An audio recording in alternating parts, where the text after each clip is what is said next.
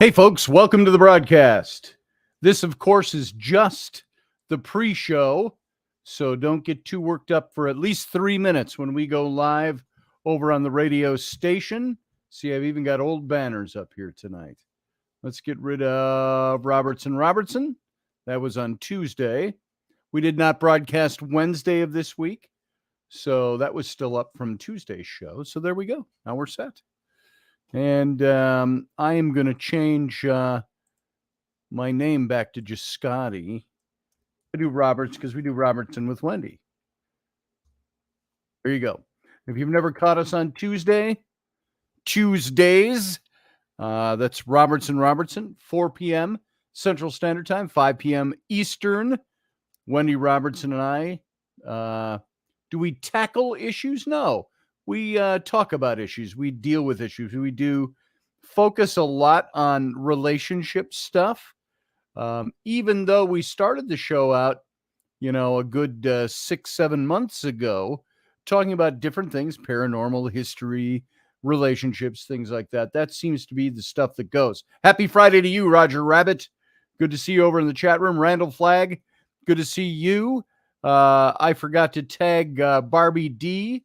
Let me get her tagged right now, just so she knows where to go.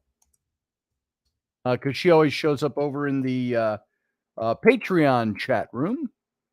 And I want to make sure she knows. Randall Flagg, you made me think of that, seeing your name. And so tonight, yes, we're going public tonight, as opposed to just private over on the Patreon station. And do consider the Patreon, folks. By the way, we have 1 minute. We go live on the radio station. And do consider going over to Patreon. If you got a few bucks a month that you could throw over there, that helps us. And it helps us grow this show. So go take a look at what we've got up over there, the episodes that are there, some of the episodes you haven't seen. And come on over to Patreon. It's patreon.com/Scotty Roberts. And if you are so inclined, you could starts out at about $4 a month, and you can give anything you want. So, but $4 a month is the bare minimum. So come on in if you want to do that. What did Jeremy say? Roger Rabbit, manipulated is a better word than interpreted. That's right, Jeremy, interpreted. We're going to hit some of this tonight, and I've got some loosey-goosey notes that I'm going to be, I don't have a teleprompter, but we'll do our best. I'm going dark. We'll be back in just a few seconds. Sit tight.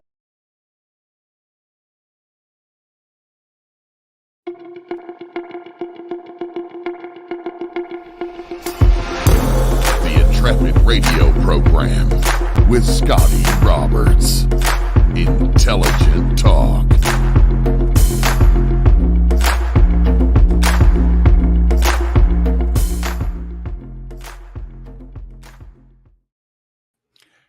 Hey, folks, and happy Friday. Welcome to the program. I'm your host, Scotty Roberts. This is my show, the Intrepid radio program.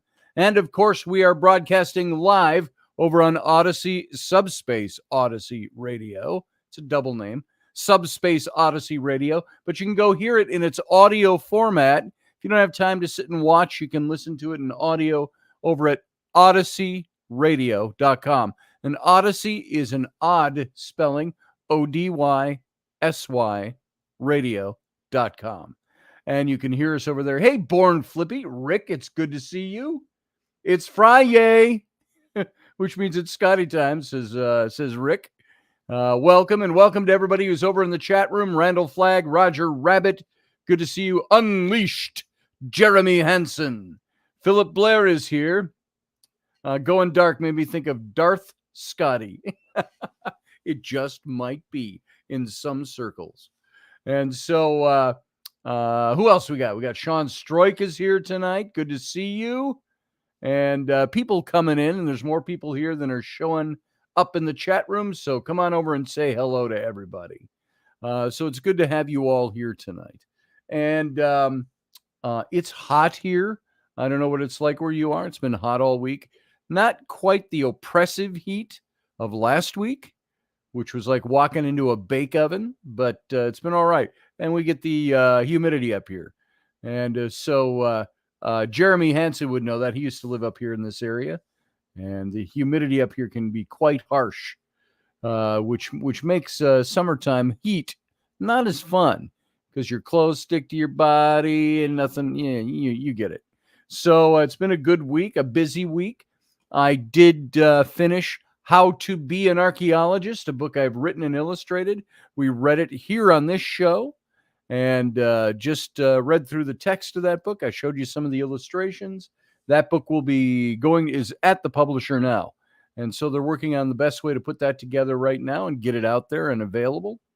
It will be available soon, is what I can tell you.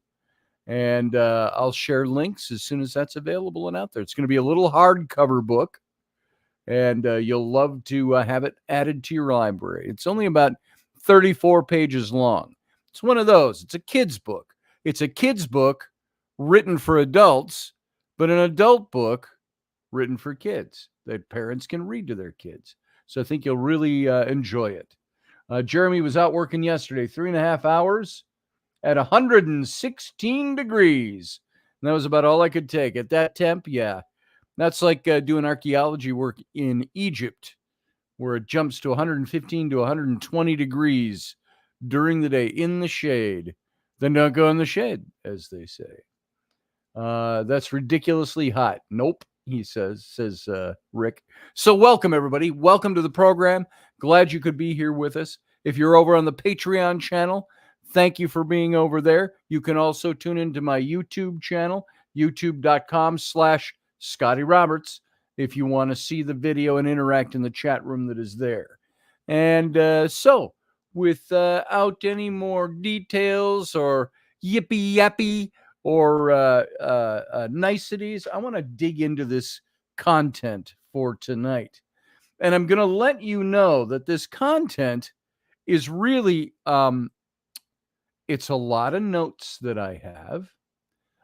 It's not all original material with me, but then again, it's not written in prose or artistic or anything like that. It's a lot of material gleaned from a lot of sources. And the question of constitutionality is what comes up. And I have to bring up an example. I love her to death. She's a friend, but somebody who is more left-leaning, quite left-leaning, had told me several months back that, well, it was last summer because it was in reaction to the Supreme Court leak about the Roe versus Wade decision that they were handing down. And she, amongst many other women friends of mine that are on the left side of things, they had a real issue with that. They're saying, well, the government's taking away our freedom and so on and so on. We've heard all the arguments. I'm not here to argue that particular point, but I said, you do know the Constitution states that this is not something that should be covered by the federal government, but that it's something, it doesn't state it implicitly on that issue. They're saying, but there's issues that the federal government aren't there to take care of. Those belong to the states. And her response to that was, well, I think the Constitution should be done away with. I'm like, you're really not being serious with me, are you? Now, some people would say, how can you be friends with somebody like that? Well, because it's a friend. It's somebody I care about. But at the same time, I don't agree with what she, and thank God she's not in power as far as trying to make decisions like this for us. But power is what I want to talk about. In a sense, she is in power because she's one of the people. But I want to talk about the divisions of powers in the Constitution and what the federal government is allowed to do constitutionally versus what it's not allowed to do. How many of you, there was an old radio pundit about 30 years ago in Detroit. He was one of those conservative talking heads that did talk radio. And he used to say at the end of every show, he says, I love my country, but I fear my government. And he had a reason for saying that. How many people do you suppose out there, maybe any of us included, that are listening to this show or that are participating in this line of thought, how many of us or everyone else out there do you think believes that we are the subjects of the U.S. government? That the U.S. government dictates what we shall and shall not do? and that we must obey the U.S. government. Now, there are many, I came up not so much didn't raise as a little kid in the church, but when I was in my early teens, I went into the very conservative fundamentalist Baptist churches. You all know about my background. Went on to Bible school, Bible college, then seminary, and degreeless in all of those, other than the high school. And so I've got lots of training, but no degrees behind my name. But I had all that training and then 30 years of training. I was in ministry while I was in seminary, and even afterward. I was in youth ministry working for a church. And so I had my fill of the religious right movement. But the religious right movement, they would talk about obeying the government the way Philippians in the New Testament talks about, wives, obey your husbands and submit yourselves to them. It's interpretation. It's the way it's stated. It's old language. You have to bring it into modern day language, just like anything else. And what I think a lot of churches do and a lot of Christians do is they believe that they are subservient to the government. The government has power over us. And in a very real sense, they do. But remember, they have the power that is given to them by us, by we the people. We're the ones that, what was it in it was the Declaration of Independence, and I read through it a couple of weeks ago on this show. And it's there's a specific turn of phrase in there that says, let's see if this is where it is. It starts out, the unanimous declaration of the 13 United States of America, when in the court. And by the way, that is an important point we're going to talk about. Why did they not say we are the unanimous declaration of the 13 United Colonies of America? The simple answer is a colony is a subject to a crown or another country. States, individual states. So when in the course of human events, it becomes necessary for one people to dissolve the political bands that have connected them with another, and to assume among the powers of the earth the separate and equal station to which the laws of nature and nature's God entitle them, a decent respect to the opinions of mankind requires that they should declare the causes which impel them to the separation. And then it goes on to say that very familiar part, we hold these truths to be self-evident, that all men are created equal, that they are endowed by their Creator with certain unalienable rights, that among these are life, liberty, and the pursuit of happiness, and that to secure these rights, governments are instituted among men, deriving their powers from the consent of the governed. That is the key phrase I want you to see, that the establishment of our independent states derives their just powers from the consent of the governed. You get what that means? They get their power from us. I'm going to see if I can call up a little bit of the U.S. Constitution before we dig into this really deeply. Here's the Constitution of the United States. Let's see. Ratification, Bill of Rights, yada, yada. It doesn't have the text. Hold on. The Constitution of the United States. By the way, it's the supreme law of the United States of America. It supersedes Articles of Confederation. It supersedes the nation's first constitution in 1789, originally comprising 7 articles. It delineates the national frame and constraints of government. The Constitution's first 3 articles embody the doctrine of the separation of powers, and where it's divided into 3 branches. You see a lot of trying to meld those things today. You hear somebody like Ocasio-Cortez that will state something about, well, she believes that we need to protest. She's in one branch of government, the legislative branch, and they want to tell the judicial branch what they should and should not be doing. It's not their place. That's a power that is delineated and specifically given to a certain branch. Let's see. I'm looking for the text of the Constitution here. I haven't found it yet. Hold on. The U.S. Constitution. Let's see if this link has it. The preamble, the articles, here's the preamble. And we all know this pretty much by heart. We all had to memorize it for school at one point or another. We, the people of the United States, in order to form a more perfect union, establish justice, ensure domestic tranquility, provide for the common defense, promote the general welfare, and secure the blessings of liberty to ourselves and our posterity, do ordain and establish this Constitution for the United States of America. And that's how it starts. That's the beginning. That's the opening of the conversation. And by the way, if I see your comments over there, I might make mention of them. If I don't see them, it's because I'm going to be heavy duty into the content tonight. And I'll try to see it wherever I can, acknowledge you wherever I can. And welcome, Matthew Sainsbury. Hey, Elvis. Good to see you. Michelle Canham Free is here. And others have entered as well. So welcome to the program tonight. Let me get on with this. Now, I want to start going through some notes that I have. I started to tell you that as a young man, I was pretty much brought up in church. And by young man, I mean from the time I was 11 years old and on. Now, we didn't have a family church. As many of you know, my mother's stepfather was a Jewish man, but we did not worship in synagogue.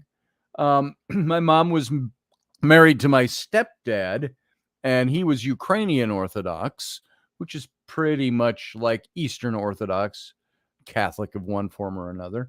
Don't bristle if you're Eastern Orthodox. And I'm brandishing you with one brushstroke. So we went pretty much on holidays, special occasions to the Ukrainian Orthodox Church. We also, as I was growing up, I tried different churches, Lutheran Church, friends of mine that were Jehovah's Witnesses, and, went one time or two times to all those things. And it wasn't until I was 11-year-old that I got into the Baptist church. So I was pretty much brought up from the time I started coming of age in that setting. And there was an unspoken or even sometimes spoken rule that religion and politics don't mix. And that for some strange reason, Christians should not be involved in politics. And even more so, you wouldn't dare speak out against the government or somehow resist the government or not do what they tell you to do. This is what we were taught in the Christian church. You honor and respect the government. And I'm talking to those of you who are in the Christian church. Many of us are Christianized, if not Christian, or not in a church. But this is kind of the background in this country. But politics and more so, you wouldn't even dare speak out against the government. Christians have been involved in politics. God commands it in the scriptures to be involved. He commands that you support your government. I always heard it through the Romans 13 presentation of the chapter of Romans that we were basically taught and joined us to slavish submission to government. You just submit. No matter what there was, really, no evaluation what maybe the directive might have been. One of the most powerful voices in America is being silenced by errant teaching, even from the Christian churches. And I thought it was easy to sort of sum up the Romans 13 chapter. And Romans, by the way, if you don't know this book in the New Testament, that says, don't be lawless. And that's the core teaching there. Don't be lawless. And then I notice as Paul, who wrote it, is describing the believer's relationship with government, God speaks through him to actually define the role of government, as well as what happens when they're not a minister for good, what happens when they're not punished in evil, but promoting evil, and about when they're punishing good, and what about when they're doing things outside their defined role. And so if you follow these things, when they step outside their role, doesn't that make me lawless if I step outside my role as a Christian? When they're being lawless, and if Romans 13 says, I'm not to be lawless, then I violate that when I submit to lawless government. Is that true? And I started looking at the Old Testament and other stories in the New Testament and found that all of these examples of the people of God, now take it out of just Christianity, put it into people of God, people who are Christian, people who are Jewish, people who are Muslim, people of God, following God, the Abrahamic religions, let's stick it there, or even just a belief in God. There's all of these examples of people of God saying no to unrighteous government, to unlawful government. Resisting Romans 13, that chapter, does not teach a slavish submission to government. Because if it did, then the Hebrew midwives in Exodus, before the birth of Moses, violated biblical principles. Daniel, the whole Daniel in the lion's den thing, Daniel, by resisting government, violated principles God gave himself, recruiting Moses to resist the king Pharaoh, who would have to have God violating the very principles that he allegedly laid down. So I don't believe the Bible entertains the notion of uninvolved people of God. There's no passive belief in God. There's no passive Christianity. If you're a believer in God and you follow the dictates of the Bible, or say you adhere to its teachings, then there's no passivity when it comes to government either. Now, what happens is this one person always stands up. They're the ones that, and I looked for a man among them, it says in the Old Testament, I can't think of the reference, but the passage, and I looked for a man among them who would stand up and stand in the gap and defend the land, I think it was, but I found none, God said. But what happens is one person will start. They'll start it. They'll stand up. And then everybody else is going to stand. Throughout history, the power of change rests in the actions of one person. Our entire independence movement began with a man named James Otis Jr. He was a man who stood up. He was a government employee. He quit his job because he couldn't participate in the government overreach, violating the rights of the people. This is a recurring theme about the power of one person. And it's astounding. Every period in history that involves monumental change, good or bad, has always begun with one person taking a stance, and then that's spreading. Every turn of event through history hinged on a single person for good or bad. It always came down to a single individual, one man reaching out to others to educate, to inspire, to ignite them into action. And if it had not been for James Otis, one man standing up and saying, no more. Not only will I not participate, I will not comply, and I will not teach others the power of non-compliance as a right of the people. The power of one to reach many, to unite under the banner of liberty to the securing of the rights of every individual today, tomorrow, and for posterity. It is human nature to look for a leader. You look out there, people want a leader. People don't always want to be leaders. They want to, well, who's going to guide us? Who's going to do this for us? Who's going to make this happen? It's human nature to stay where we're comfortable.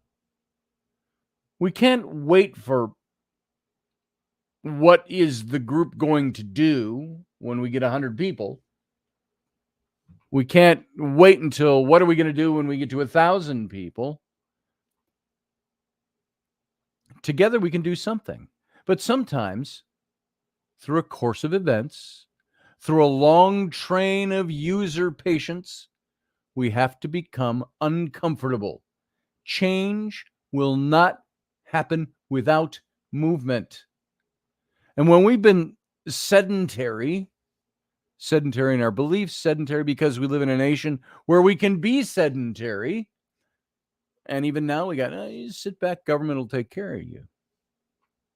So when we've been comfortable for a very long time, movement is uncomfortable. We've been training our generations in this country in the wrong information about government. We've been training them to be submissive and compliant to authority. And we've forgotten that we, the people, are the rulers over government, and we have allowed government to be the rulers over us, over the people. And if we truly believe that that needs to change and we want to see it happen, we have to stop looking for leaders and start being them. We must be the leaders. What does it say again in the Declaration of Independence? Let's see, do I still have that up over here? No, I got the preamble of the Constitution. Let's go back to the Declaration of Independence, where it says, we hold these truths to be self-evident, so on, so on, so on. I'll start there. We hold these truths to be self-evident that all men are created equal, that they are endowed by their Creator with certain unalienable rights, that among these are life, liberty, and the pursuit of happiness, that to secure these rights, governments are instituted among men, deriving their just powers from the consent of the governed, that whenever any form of government becomes destructive of these ends, it is the right of the people to alter or to abolish it, and to institute new government, laying its foundation on such principles and organizing its powers in such form as to them shall seem most likely to affect their safety and happiness. Prudence, indeed, will dictate that governments long established should not be changed for light and transient causes, or the whim of the day, or the politic of the day.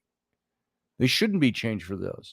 And accordingly, all experience has shown that mankind are more disposed to suffer while evils are sufferable than to right themselves by abolishing the forms to which they are accustomed. And here's the line I was thinking of.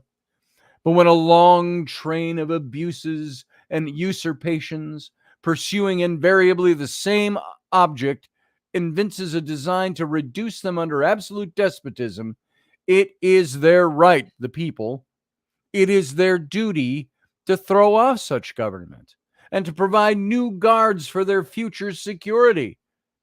And such has been the patient suffering of these colonies, and so on. They go on.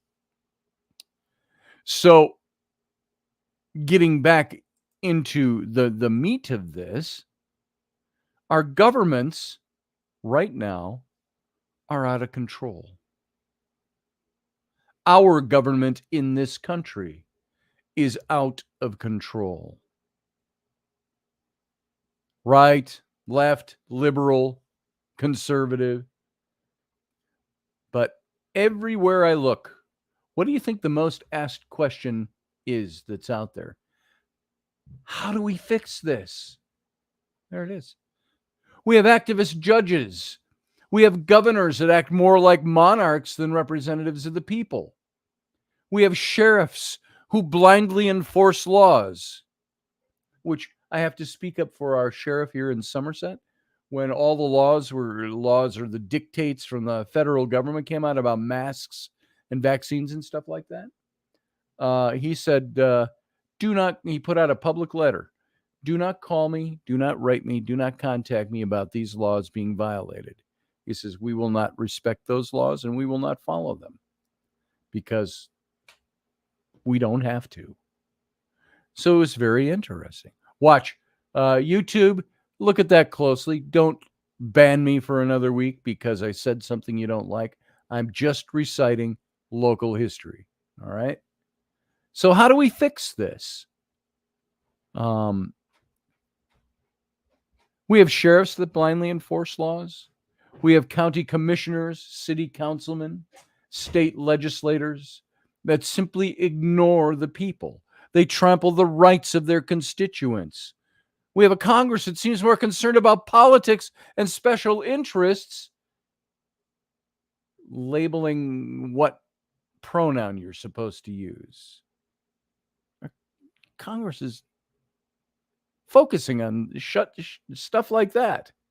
I meant to swear there, and I don't know why I stunted it. But we have a Congress that seems more concerned about politics, special interest, than the liberties of the people. And how do we fix this? If we'd been teaching history properly for the last 200 years, if we'd been teaching the Constitution properly for the last 100 years, we wouldn't have that question hovering over us everywhere, would we? We wouldn't be where we are today. But we wouldn't have that question because we'd know exactly what to do. When you start reading the Constitution itself and what it means, you're going to do what I did. I thought to myself, we were taught this in school to a certain extent when I was younger. But we don't teach this in grade school anymore. We don't teach this in high school. We don't teach this in college. These are things that anybody can get on their cell phone if they can read, and they can know this stuff. This is why information is being hidden from us. Why aren't we being taught? Nothing's being hidden. It's right there for you to find. It's just not being taught. And my purpose with this show, and I'll follow up because there's a whole lot of material. There's a hell of a lot more material than I have to fit into an hour here on this show tonight. We'll talk about this more this next week. But even though tonight's supposed to be ghost night because it's Friday, this is burning a fire in my head today. And so I want to, in these shows, present information that's going to equip you so you can know the truth about limited governmental power. It's going to inspire you. It's going to ignite you to be the leader your spirit is calling you to be. Be a leader, and you can do this when you know these things. History is our guide. Patrick Henry said, "I have but one lamp by which my feet are guided, and that's the lamp of experience. I know no way to judge the future but by the past." Experience is the oracle of truth. And where its responses are unequivocal, they ought to be held to be sacred and conclusive. Albert Einstein said, in a very different way, he said, if you do the same thing over and over again, expecting different results, that's the definition of insanity. So it's time for us as citizens of this country to stop doing the same thing. And I mean it. It's time for us to stop showing up at the ballot box and thinking that when we hit that little dot or pull that little lever or punch that little screen, that we're making some kind of magic happen. And that 3 minutes once every 2 years, if you're diligent, once every 4 years, if you're committed to your country. If you're not, you'll admit the majority of the people you know never even looked at the ballot before they showed up. Is that where the magic lies? The vote? It's important, but that's not where the magic is. William Pitt the Younger said in 1783, "Necessity is the plea for every infringement of human freedom. It's the argument of tyrants. It's the creed of slaves. We don't have to invent or figure out how to fix this history and our founders, because our founders have already given us that information. Did you catch that? William Pitt, the necessity is the plea for every infringement of human freedom. It's the argument of tyrants, and it's the creed of slaves. America, folks, this is an important point. America was built on the fundamental principles of the natural rights of mankind. Say men. I'm sorry that some of you don't like that pronoun or whatever it is. Men, speaking of humankind, humanity, the human race. America was built on the fundamental principle of the natural rights of humanity. Sam Adams, I like his beer sometimes, said among the natural rights of the colonists are these: first, life; second, liberty; third, property. And together, number 4 was the right to support and defend those things in the best manner that you can. We all have an individual right to secure our own lives, your own liberty, your own property. Your body is your property. This stuff on my desk, this is my property. I'm not just talking about landowners.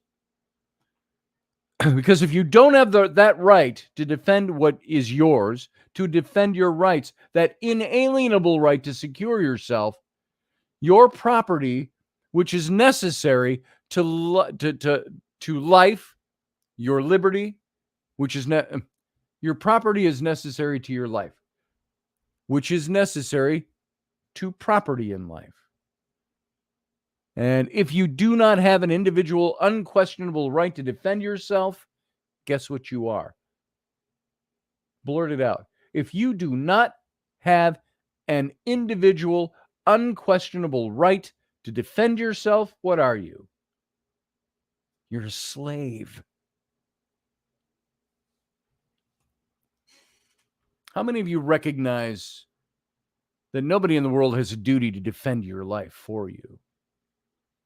It's nobody else's duty, nobody else's responsibility, unless they take an oath to defend the country. That's different. Nobody in the world has a duty to defend your life, because nobody in the world has the same interests you do to defend your life. They're busy defending their own life.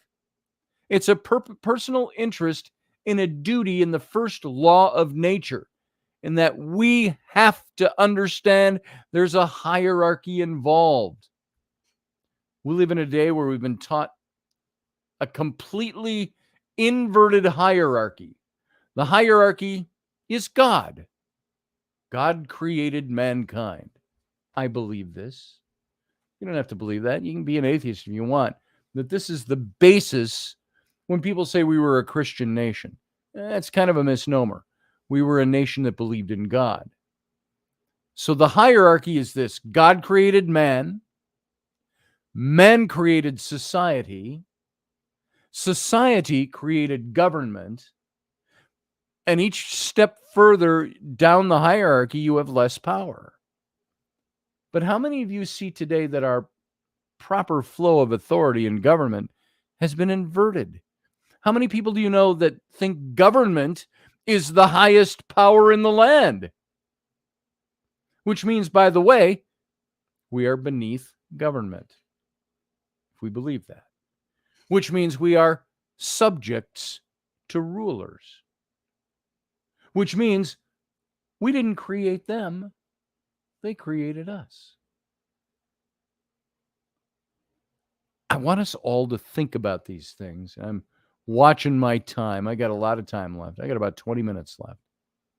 So I want us to think about these things, because everything in history, everything in our fundamental documents, our Constitution, our Bill of Rights, everything that built America proves every single day that our governments, federal, state, our governments, plural, federal, state, and local, are operating outside their created authority and engaging in massive overreach to the destruction of our rights. Did you realize that?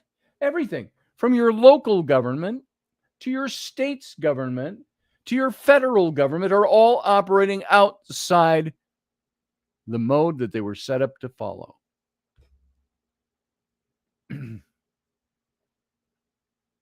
It's outside their created authority. And they're engaging in massive overreach every day. Destruction of our rights is something we're watching every day. And people don't complain about it. People don't.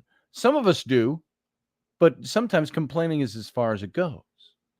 History also proves that more oppression means that the people in their spirit wake up, because I believe we hold these truths to be self-evident, that all men, humans, are created equal and endowed by their Creator with certain inalienable rights. I believe that. I hope you do too, as a citizen of this country.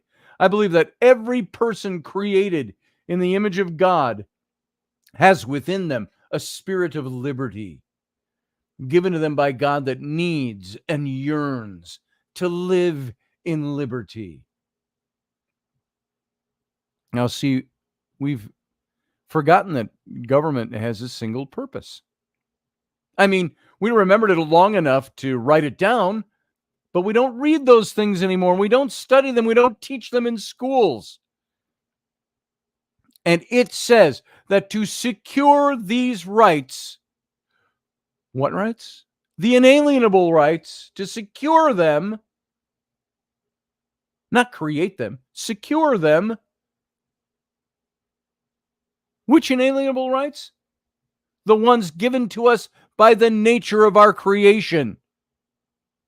That to secure these rights, governments are instituted among men, deriving their just power from the consent of the politicians. No, not politicians. From the consent of the president. No, I think that's right.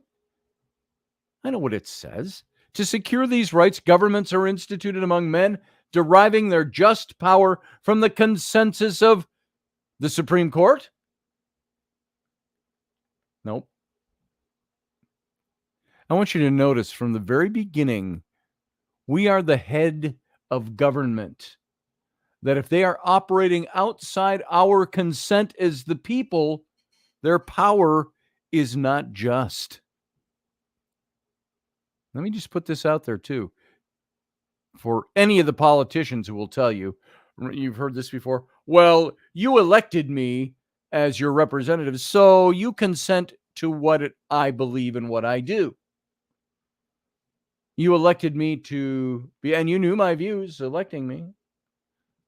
No. A politician's election to office is not a blind consent for me to be obedient in anything that they can think up and pass by a majority of their congressional body. However, our silence is our compliance, and that becomes our consent. You get that? If we don't speak up, if we don't need what we're to do what we are supposed to do, if we're silent and compliant, that becomes our tacit consent to what that politician just said. This is the last paragraph of the Declaration of Independence. It tells us that when we created our states, most people will read the Declaration of Independence. They read the introduction, and they get to the list and their eyes glaze over, and they click on to the next page of something. They miss the valuable information because we've trained people to have 140 character attention span. And the Declaration of Independence says that we, therefore, the representatives of the United States of America, and General Congress assembled, appealing to the supreme judge of the world for the rectitude of our intentions, do in the name and by the authority of the king. That is that what it says? No, it's not by the authority of the king. By Parliament? No. By Congress? No. It's the authority of whom? The people, by the authority of these colonies, solemnly publish and declare that these united colonies are of right and ought to be free and independent states. They declared themselves independent from the crown, and they declared that the colonies should now become states. Great Britain was a state. We are states as equal as Britain or France or anybody else of the day. Free and independent states. But what's a state? What is a state? It's not a colony, right? Because we were colonies, now we're declaring ourselves states. What's the difference there? If you live in a colony, everything is done with permission from the central government. That's what a colony is. How many of you feel like maybe you might be living in a colony? Well, here's the good news. You don't. We're no longer colonies. You live in a state if you live in the United States. One of 50 of them. You live in a state, not just a state, a free and independent state that enjoys the freedom and independence, that states are absolved from all their allegiances to the British Crown, and that all political connection between them and what the state of Great Britain and the state of Great Britain, and you see what the word state means. The word state, sorry for fumbling around with my own notes here. The word state means, that word state doesn't simply mean New York, New Hampshire, or Rhode Island. That word state means independent government. Independent government. State, by definition. Not by physical geography or entity or the name of the state. State. What is a state? The power of the state. A state is an independent government. Your state that you live in is an independent sovereign government. Just like Great Britain, just like France, just like Spain. Somebody's going to say, well, but we joined the Union, okay? Well, that's not a surrendering of your sovereignty by joining a union. You are in a union, but you are still independent sovereign bodies. And you know what's amazing? Our states were created with greater sovereignty than any other country in the world at the time, because we were created under the principle that all men are created equal and that they are endowed by their creator with certain unalienable rights. Germany was created under the principle that kings give rights. Now, this is not the end of our definition of the states. The Declaration of Independence continues and says that our political connection between the state of Great Britain is over. And it is and ought not and ought to be totally dissolved. And that is a free and independent state. Let's rewind it just a second. Who created the states? The people. The people. Right by the authority of the people. The document says to secure our rights is the singular purpose for the existence of any government. There is no other purpose in government than to secure our rights, not just our rights, and our rights and the collective of our rights as an individual. Because you see, if we're focused on the rights of the collective, then there are no such thing as rights. They're privileges bestowed upon us by a mob and mob consent. And when a mob consent can give something to us, what can they do? They can also take it away. Good people created our states with one purpose: to secure our rights. And here's the authority we give them to do that with full power: to levy war, conclude peace. This is the federal government. To levy war, conclude peace, contract alliances, establish commerce, and do all other acts and things which independent states like Great Britain, France, or Germany might of right do.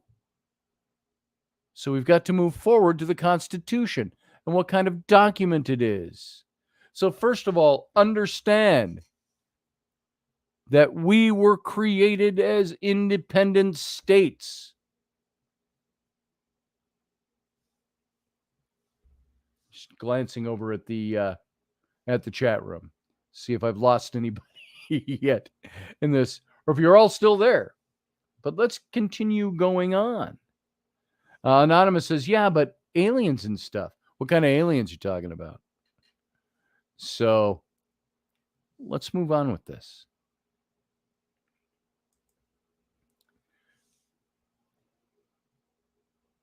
Our Constitution, the document of our Constitution, is a legal document. Okay? It's a contract. It's a specific kind of contract that we call a compact. And a compact is specifically different than a general contract because of who's involved in the agreement. A contract, generally speaking, is an agreement between two legally sovereign people. Now, when I say legally sovereign, I mean you've achieved the age of legal consent. Can your 14-year-old create a legally binding contract? No, because he's not sovereign yet. Not in the eyes of government. He's still, sorry guys, subject to his parents, which I like to remind my 14-year-old of every day.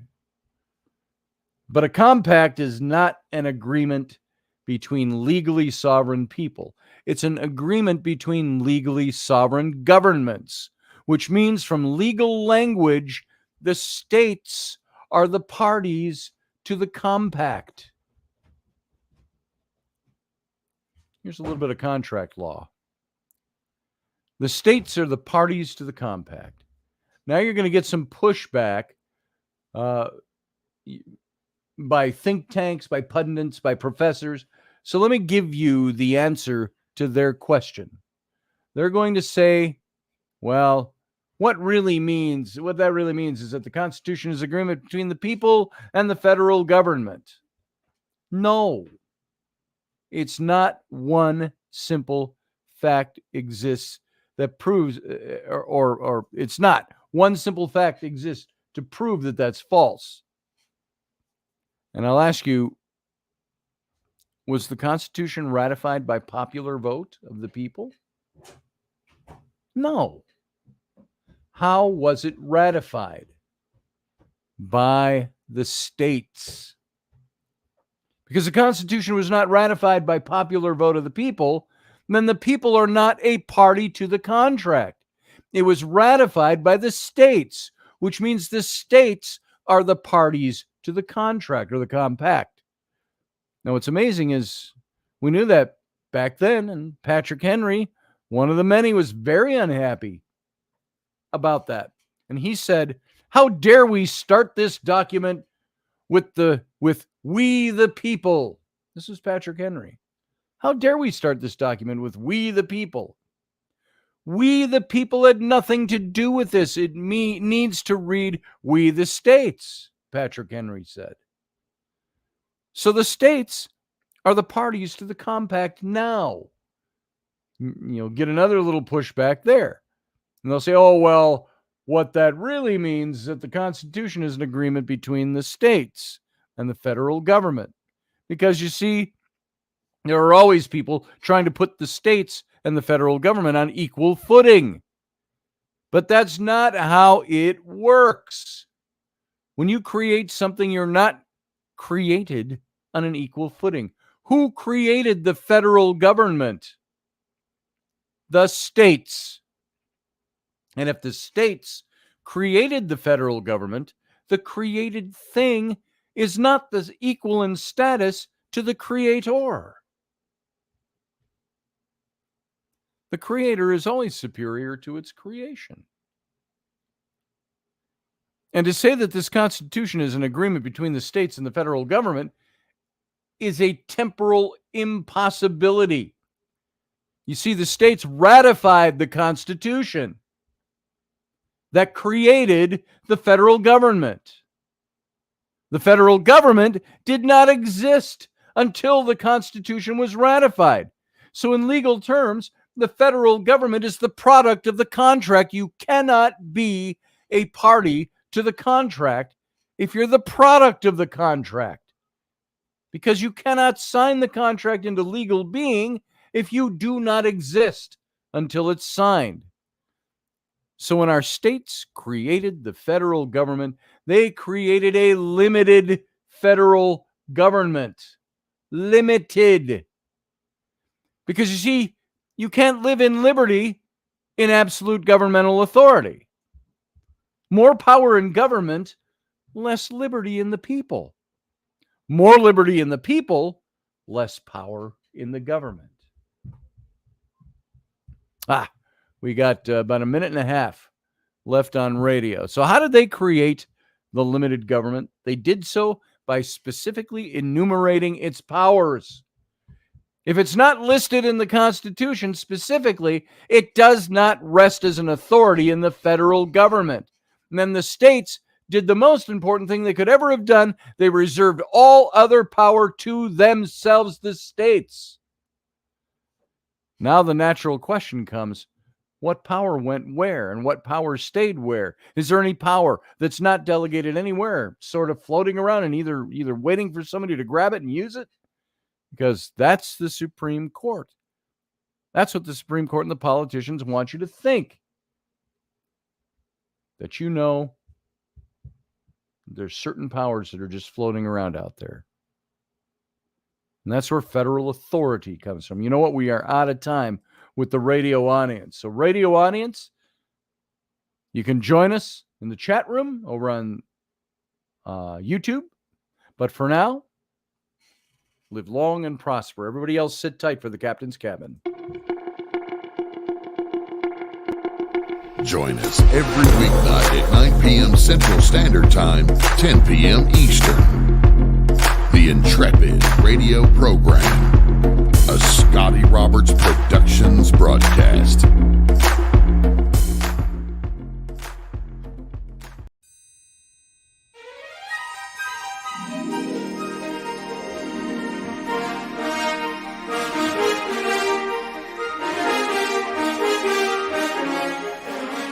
Hey folks, this is Scotty Roberts, and this is the Intrepid radio broadcast.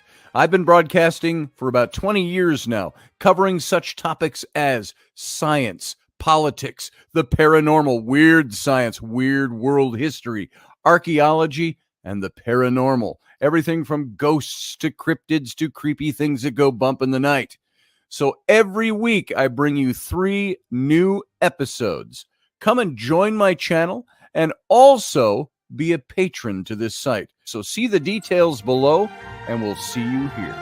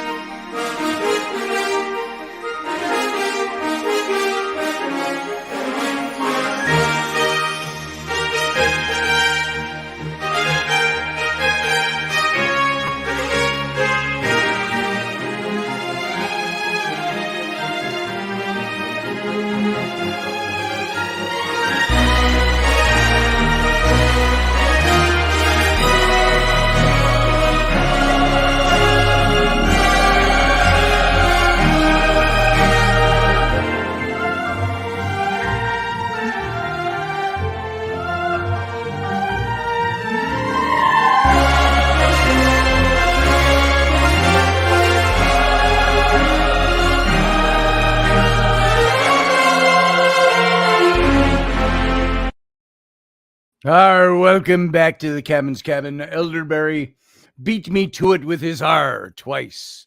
And so good to have you folks back. We can hang out for a little bit tonight. My son is my young 14-year-old son, almost 14 in another week, is doing some work at the local NASCAR track. And I need to go pick him up when he's done. So when he alerts me, I'm going to have to take off. We may have a full hour, but I doubt it. Maybe a half hour at most. We'll see. So I see Michael is sitting over in the wings. Hang on, Michael. Get to you in just a second here. So, folks, something I cannot impress on all of us enough is that this stuff I'm talking about with constitutional division, constitutional recognition of the state's power versus federal power is one of the most important things that you can know about government, civics, how your government works, and everything that is things that you have to deal with on a daily basis, that you hear about in the news, you see everywhere. You need to understand what your Constitution says. Now, people would say maybe we should do away with it. Well, maybe if the majority of the people in this country wanted to do away with our current form of government, I think they would probably be gone. They'd rewrite something different. But why do we have the conflict that we have over governmental and constitutional issues today? So everybody wants a nanny. They want the nanny state. You got the nanny state, the state that's going to take care of you from start to finish. Well, guess what? You are no longer in charge. You are a subject. And right now, we are a free people. We have freedom. We have the right to freedom, but we have the right to defend our own interests. And we're going to talk about this some more. There's so much more material on this that I want us to get to. I couldn't even finish all the material I had set aside for tonight. There's so much information. So if you like this, spread the word, get people to come over. Let's have some discussion about it. Not that there's anything to discuss as far as is it right or wrong. These aren't my opinions, folks, by the way, that I'm expressing. These are not my opinions. This is the black and white of the Constitution. These are the facts. This is what it says. We are independent states. And that most important point I made at the very end, if the states created the union, created the federal government, by virtue of creating the Constitution, the federal government is subservient to the states, not the other way around. So, and we are all, and there's so much more to this as we go on. So, welcome to the Captain's Cabin. Let's bring Michael in. Michael, how you doing? Arr. You there? Arr. Oh, and he froze up the moment I brought him in. Oh, there he is. Can you see me? Oh, there I am. Can you hear me? Oh, I see you now. Yeah. Yeah, okay. You're on. Okay. You are. Yeah, I was going to say, I have a mouthful of Pringles. But there you go. When you're waiting, I learned that a long time ago. When you're waiting to go on air on somebody's show, never shove your mouth full of Pringles. Because that's invariably every time that's when they call you in. So. Yeah, I heard the music playing. I'm thinking, I need to hurry up and fix my sandwich so I can get in here, into the studio.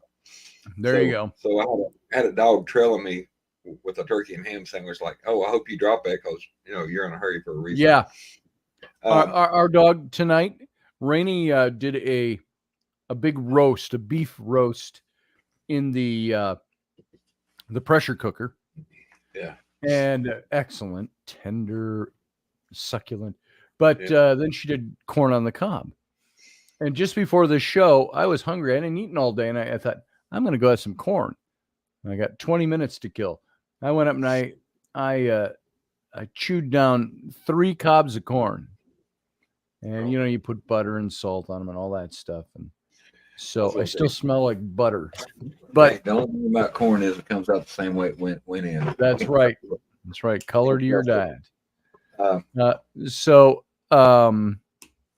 was I going to say about that? Oh, that was a mouthful, but it was before radio. So yeah.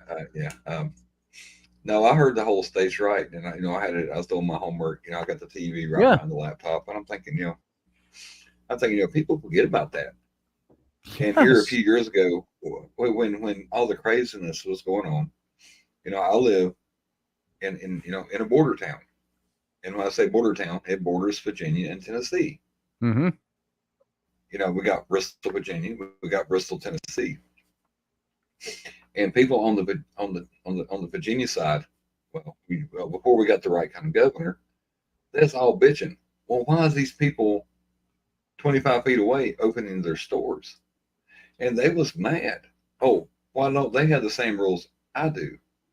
Right. I said, well, goddamn, they live in a different state, a different county, because you have county ordinances that go up to your state. That's why you have a state constitution, because something could be constitutional wrong from a state perspective. That's what I'm telling them. That's the reason you have a state Supreme Court and you have a federal Supreme Court. Yes. So if there's a law in your state that you don't agree with, you take it to your state Supreme Court. Yes. And they're like, oh, but that's not fair. And finally I told this one woman, I'm like, well, damn, honey, if you don't like it, move across the fucking street. Yeah, you'll be in the other state. You'll be in the other state. Yeah, you can look it up. They even named it. These people are real clever here. Just they got businesses on this side, businesses on this side. Yeah. And the street it runs down the middle, they call it State Street. Can't miss. Nice. You know what I'm saying? Original. Yep. Yeah. Geico did a commercial there. Nice. And I'm thinking, but no, they forget about it. That's same. If it wasn't for the state constitution of Nevada, you could not have legal prostitution in the state. That's the only state. Yeah. Out of the other 50. You could have it in any state if the states said this is what we want. Yeah. And so the federal government cannot outlaw that. The only thing that the states can't do is controvert the Constitution. They cannot pass laws in their state that are unconstitutional, that disagree with the laws that were put into the Constitution. But the states ratified those laws. So it started with 13. But that's the logic. As I started thinking about this and researching it, the logic that most people are missing is that big point at the end where of tonight's show anyway, where it's, if the states created the federal government is not equal to the states. It is beneath it. No. Beneath them. The states have the power. And people put it above it. And that's why this whole thing with everybody complaining about Roe v. Wade last year. Yeah, state law. And all of that. You know what? All the Supreme Court did was abide by the rules that were set up for the Supreme Court. Yeah. They decided that this is not an issue that belongs in the federal government. This belongs in the states. And everybody's complaining, oh, well, then you won't have it. It doesn't matter. Then you can't. The people that want the federal government to do that are asking the federal government to do things that it was never empowered to do. No. So this is a thing where that's why they're calling for amending the Constitution. But the amendments to the Constitution are bloody difficult to deal with and to do, to carry out. You have to have 2/3 majority, I think, in Congress. You have to have, I don't know the exact specifications, but then it has to go to the states. You have to have 2/3 of the states ratify it. I mean, there's a lengthy, difficult, long, hard process. That's because, like they said, you don't change this Constitution on a whim or for light and transient reasons. Yeah. So, and but like you said, everyone who wants the federal government to take more power is the one that wants to live in a nanny state. Mm-hmm. And like I said, that's pretty much it. And a lot of times I hear things it's like, well, health and safety in my country come over and deem this, whatever. I'm thinking, really? We have a lot of freedom here. We don't have a nanny, Right. a nanny state that looks over top of us. And I'm like, no, I don't want somebody to come and tell me I'm doing it wrong. Yeah. I figure that's why we're in the shape we are right now. Well, what I brought up before, like they used to say in colonial era, not by your leave. That's how they say. Yeah. Don't tell me. I'll tell you. By the way, welcome, David Todd, to the chat room. And anybody else I missed coming in. But, I told him, I said, when we start putting all these warnings on all these products, don't shave near an open flame with an aerosol can. Yeah. Sometimes you got to cover the herd. If you're that weak, if you don't know no better.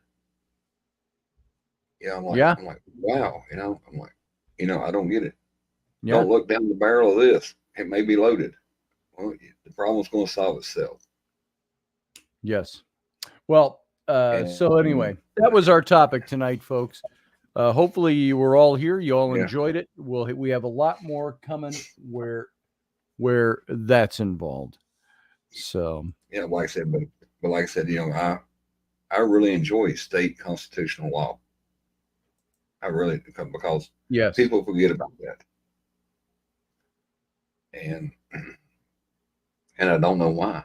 I don't know why people want to give away power. You know what I'm saying? Yep. And I always said, be very cautious of somebody who tries to grab it, in the shadows. And that's kind of what it is. I don't think the federal government was ever intended to be as big as it is today. It wasn't. It wasn't. The federal government, it's right in the Constitution what its duties are. Yeah. And it's divided up into 3 branches. So. Yeah. And I tell them, you don't need a czar for this and a czar for that. Mm-mm. I'm like, where did this come from? I'm like, oh, this attorney general. Well, every state has its own attorney general. And there are obviously things that we empower the government to do, the federal government. Yeah. But it has to stay within the boundaries of what the Constitution says it can and cannot do. So, and then when they push back, when somebody signs an executive order and they say, oh, that's not constitutional and you overstepped, you have people beating their head against the sidewalk saying, oh, that's not, oh, why? We wanted a handout. Yeah. And I said, I could get on my soapbox for a long time. It's like, oh, I'm going to glue my hand to the sidewalk. Okay. What's that going to help? You know what I'm saying? By the way, there's the link, everybody. If you want to call into the show, we've got a little bit of time before we have to get out of here. You can click that link and come on into the show. Jeremy Hansen right now, he would love to say. Yeah, because right now I'm trying to guard my sandwich from the dog. Oh, she is moving around. She's going to move 2 or 3 times. Yeah.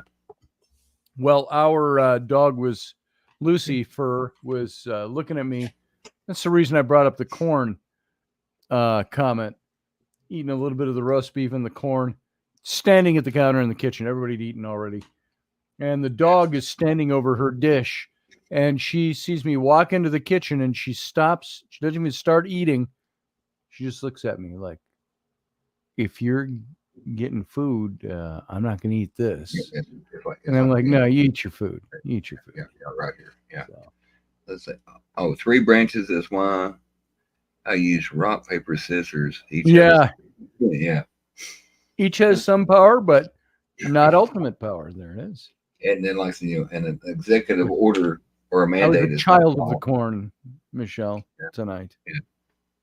So. Yeah, but that's what I tell them. Just a mandate is not a law. Oh, and there he is. Hold on, Jeremy Hansen. How are you? How you doing, brother? I'm surviving the heat. Good. I'm glad you're surviving it. Yeah. Well, it was 116 yesterday, or the real feel. In Real feel. not Kansas. Where are you? Yeah, Missouri. Over by Missouri. Springfield, Missouri, yeah. Yep. I didn't know it got that hot down there. I thought you had to go way down south. Whew. Yeah, no, it gets hot. Like 2 Wow. weeks, but we don't have the -10, -20 crap either. So it's a trade-off. Yeah. There's the flip side of that coin.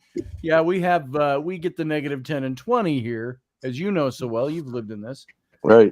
But we also up here, we'll get, I think it broke 100 last week. We were 100, 102, 103 with those really high dew points. Right. I could almost handle dry. I went to Phoenix once.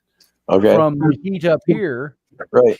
I went down. I was speaking at a convention, and I got there, and it was 114 degrees at night by the pool. We're all sitting there having drinks, and but it was dry heat, and it was like, this is almost bearable compared to what I had back home in Wisconsin. Right. So, anyway, I was glad you guys brought up the states' rights versus the federal rights. yes. And I think people don't even know it now, but counties used to have superpower over the states. That's why to this day, the highest elected official anywhere is a county sheriff. But people forgot about that. I mean, counties will get squashed if they step out of line now. Same thing with the states. But that's just ignorant people not doing anything. We've become just wussified. Nobody will stand up and do what they need to do. And everybody's working so damn hard to get a saltine cracker to put in their mouth. They're so afraid of stepping on a line because if they do, they'll lose everything. And that is a form of debt bondage, of slavery. That's exactly what it's at today. Yes. And that's when we do not have the freedom to protect our own rights, then we are slaves. Absolutely. So, except me, David I'm an outlaw. only the coroner can arrest the sheriff. Now, how does that happen? I need a little more info on that. Only the coroner can arrest the sheriff. And David Todd, he would know. He's been one of the main guys at the fire department and then the whole sheriff's realm, or for a long time. But I know there's something to that. I know it's a really tricky situation if a federal agency comes in to arrest an elected official as a sheriff. There can actually be standoffs. You can watch YouTube videos about it. Oh, yeah. Wow. It's a crazy thing. What's the one that happened in Arizona? The city police was going to arrest. No, the county come in and arrested a city. Oh yeah. Police chief. Yeah, and they were like fighting each other in the road. Yeah. Oh yeah, and there was guns drawn. Yeah, guns drawn. Children coming down. It's that time of night. You guys keep talking just in case. Yeah, that was actually over embezzlement. The head city cop was stealing money from the city, and the county came in, and that was crazy. Yeah.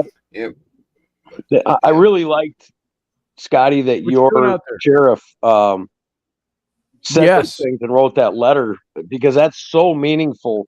And you know what? He created enemies by doing that, but he did it because he did allegiance to his people that he represents. But a lot of the people around here were like, "Yeah, about time." So people all over. What was that? Sheriff Joe that was in Arizona here a while back and got in some trouble because I don't. He spoke the truth. I don't. You know what I'm saying? Sheriff Joe did not care. Yeah, well, I think Sheriff Joe is actually a real good role model for other Americans. Yeah. I'm going to say something. Well, you're not on the radio now, so some people need to tell their local politicians to stick shit up their ass because they screw us over so bad, and people have forgot they have the power. They ultimately are responsible for their own well-being, like you said. But not only that, financially, medically, things like that. I don't think people realize how far we've gone away when they can tell you, you're going to take this or we're going to take your livelihood away from you. Right. Right. and I don't want to say the wrong thing because I don't want you to lose your channel. So I'm trying to be very vague, but you know what I mean. Yeah, I do. That's what I was dancing around earlier. I said when the chaos and craziness was afoot, state laws, right, border states, Right. 20 feet away, the one on the Tennessee side open for business, making money hand over fist because everything was closed on the Virginia side. Yeah. And like I said, the people's over there looking, which I understand why they was mad. Like you said, they was losing their livelihood, and the people was bringing in all the money on the other side of the street. But now they got another one in Florida. I think it's Polk County or something, or Sheriff Grady or whatever. That dude is a trip. That guy's awesome. He straight up tells you, you shoot at us, we will fill you full of holes. We will shoot you too. Yep. We will I give love you that. a supply of lead. It's like the song that got all the attention. Don't try that here. Yeah. And I kind of remember that back in the day, like, there wasn't big things that happened in your town because the town would get together and, they would deal with the problem, and even where I used to live up there, I mean, if they couldn't do their due diligence and protect people, there were other outlets like two-wheeled persuasion and things like that where the local cops worked with. That's all kind of went away now, and it really sucks. It is what it is, but I kind of like a little vigilante justice, if you know what I'm saying, especially today. It's interesting. I had a cop tell me once when we lived in the city in St. Paul. This is before I knew Rainey, so this is a while back, mid-90s. We had neighbors that were drug addicts, and we lived in the inner city, had a house in the inner city. A couple of nice houses around, a couple of nice people, but your very typical straight blocks, the cities with small 1/16 of an acre lots for the house. And older homes. We had a nice older home there. But the people next door constantly doing shit. And we got into lots of confrontations. Let's put it that way. And there was one big cop. I would say his name, but I don't want to call his name out here. But he said, Scotty, there's this thing that we call a blanket party. He says, you ever know what that is? And I said, no. He says, say Nut and Bolt here, your neighbor. And he's got him, by the way, pig-tied cuffed in the back seat of his car because he was giving him problems. He had been shooting arrows into the side of our house with his crossbow, or not crossbow, his compound bow. And so he's taking him away. And he says, this guy, he could have, say his neighbors get together and throw a blanket over his head and beat him with a baseball bat. He says, I wouldn't know about it. He says, it wouldn't bother me any.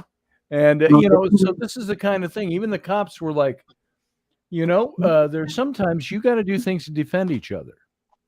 Correct. And with this Nut and Bolt here, maybe, and he was being a little tongue in cheek because I don't think he wanted anybody to kill anybody. But he said this guy could use a little come to Jesus meeting from his neighbors.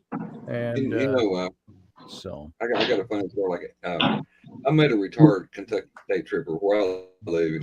There's a lot of states that are really close. And I was working up there, and I locked my keys in my truck, and he come out and he got them out.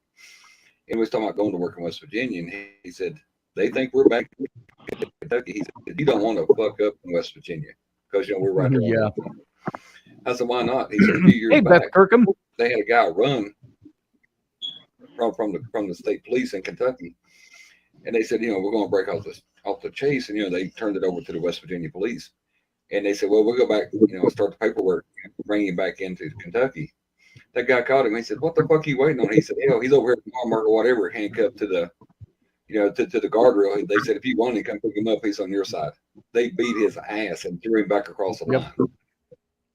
They said, we ain't got time to deal with that shit. We're not feeding your bastard. He fucked up in your state. You deal with him. And they beat his ass and threw him back across the line. Handcuffed him to the damn guardrail. And they said, "Oh, he had a bad wreck and he fell down a whole lot." He fell down a whole lot. He learned a lesson. And that's the way. And that he did. Yeah, that's a good old boy mentality. He wrecked and fell down a lot. Yeah. And I'd rather take an ass beating than have to sit in jail. I can tell you that. Oh, I would too. He took an ass beating and went to jail. You know, he went to jail too. Oh, wow. No, yeah, like I said, he ran there and they just run him down and beat the shit out of him. Earlier, when you were talking about the Bible, Scotty, yes, there are many, many instances in the Bible where God-fearing men led rebellions against the unjust. Yes. I mean, look at Pharaoh. He is like exactly what America is right now, the Babylon, and what it's crushing the small people. And the Pharaoh, look at how many things God himself did to them. And then finally there was an uprising, and, you know, the people are free now. But yes, they would have never been unless they were outlaws. That's right. That's right. And so, yeah, you see that all through biblical text. You see it all through ancient history. What is the verse? What's the reference? And I looked for a man among them who would something and stand in the gap. That's what God was looking for. It was like Jeremiah or Isaiah or stand in the gap. Whoops, I didn't go where I thought I would. I might be quoting the wrong one, but we all look like we got enough gray in the beard to remember when Ollie North was on trial, right? Yep. And he said Ezekiel 22:30. That's it. Okay. It says in Ezekiel 22:30, and the Lord says, I looked for someone among them who would build up the wall and stand before me in the gap on behalf of the land, so I would not have to destroy it, but I found no one. That's interesting. Well, it's pretty easy to find us. Yeah. Like I'm to the point now, I've actually become kind of rude because I'm tired of putting up with people's shit. I don't want to listen to their crazy bullshit. I don't want it affecting or infecting my children. I don't want it to scavenge my community. I'm just tired of the shit, and I'm not going to. Have you noticed that seems to be happening a lot these days? You're seeing a little kickback to the last 10, 15 years of stuff. Yep. You're seeing that happening, that people are going, hey, I'm not doing this anymore. I'm not going to be the one kowtowing. I'm not going to be the one who stays silent. People were afraid of getting canceled or doxxed because they stated their political belief. Oh, yeah. I was always going to say, I don't care. Give it a shot. Right. Or take your best shot. And you're seeing a lot more people going, I'm not doing that anymore. I'm going to come out and I'm going to take a stand on what I believe. And, you know, as conservatives, Christians, and you were yeah, America is a corporation now. Growing up, I told him that, you know, I was never told my opinion was that great. You know what I'm saying? All these young guys running around saying, but my opinion, you know, I think, you know, if I'd have tried that growing up in the America we grew up in, somebody would have smacked the fuck out of me and told me to sit down. We don't give a fuck about your opinion. You know? That's right. And I think when the older men got soft and quit smacking the fuck out of these people that opened their mouth when they shouldn't have opened it, that's when this went down this road. There it is. And I want to, I'm going to wrap that on a more positive note, because as I mentioned earlier at the beginning, I got to take off. My son messaged me. I got to go pick him up, and because he doesn't drive yet at 14, which is coming. He'll be 14 on the 20th. So we will talk about this some more. I want to do some more on this topic next week. Probably Monday and Wednesday, and maybe a little bit over on the Patreon on the side. So, man, I appreciate your coming in. Michael, thanks for being here. Good to see you, brother. We'll talk soon. And Jeremy, good to have you pop in. Thank you. You and I have to do a show together to just sit down and just hash some things out. We do. I'll tell you, I'm going to be doing another show. I got contacted by a company out of New York. Oh, This is a little bit different than something I've ever done. I mean, if you could imagine Tom Likas, yeah. Meets Howard Stern, meets Mark Levin. That's what they're Yeah. going for. So, Nice. yeah, I want you on there because I know we can get into some pretty Anytime. deep stuff. So, thank you very much. Well, thank you for being here. You have a good night, brother. You too. All right. Everybody else, I got to get out of here. I've got to go pick up my son. So we've got to cut this show off at the knees. I want to thank you all for being here. Thank you for giving me your time. And you can subscribe to this YouTube channel. You can also go over and subscribe and donate to my Patreon. That will help us keep building things better than ever here. So I leave that with you. Thanks again. We'll see you again on Sunday morning for It's Sunday. So everybody, I want you to, that's out there, by the way, just still listening. I want you to live long and prosper.